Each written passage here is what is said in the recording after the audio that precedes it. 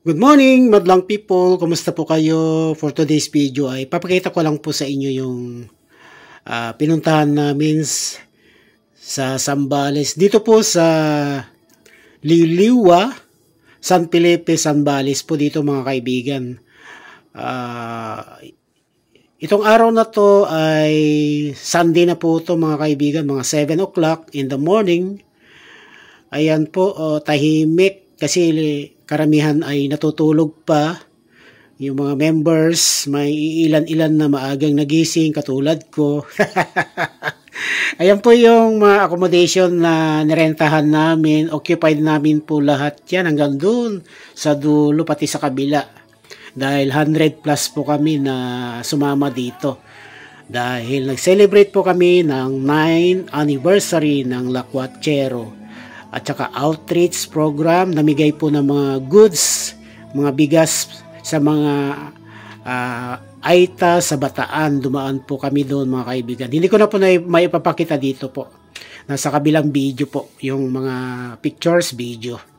So ito, yung pinapakita ko na yan, mayroong ilan na mga gising na tulad ko. So ayan, may kubo-kubo dyan na pwedeng rentahan, pero hindi namin inoccupied po yan mga kaibigan kasi may mga bayad na yan. Ang area lang namin yung banda ron sa unahan. So ito, patungo ako sa dagat. Ipapakita ko po sa inyo yung dagat. Kasi last March, nandito po kami, napakalinis po dito, maganda, malinis. Maayos. Pero ngayon po ay napakalakas po ng hangin dahil nagkaroon po ng bagyo. Nataon po na may bagyo itong 9th anniversary po namin ng La Cuachero. Kita nyo naman yan, no? Ang lakas ng alon. Talagang sinisira niya yung buhangin dito hanggang sa gilid. Ang lalim na po niya mga kaibigan. Dati dyan, patag dyan hanggang doon sa bandaron, sa bandang gitna. Napakaganda po dati. Saka ngayon makalat. Dahil nga po sa sinisira ng malakas na alon. So yan po mga kaibigan. Kahit ganun pa man ay napakasaya po namin na nag-celebrate ng anniversary.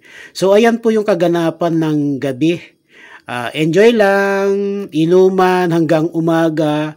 At yung oras na yan ay nagbibigay na po ng awards. Yung mananalo ng Amazing Race. Kasi nagkaroon pa ng Amazing Race ng Saturday morning. Isa rin po ako sa players mga kaibigan.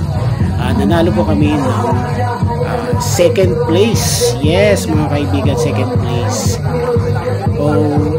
So yan po mga kaibigan ang kaganapan. Thank you so much for watching. Maraming salamat po. God bless us all at mag-ingat-ingat po.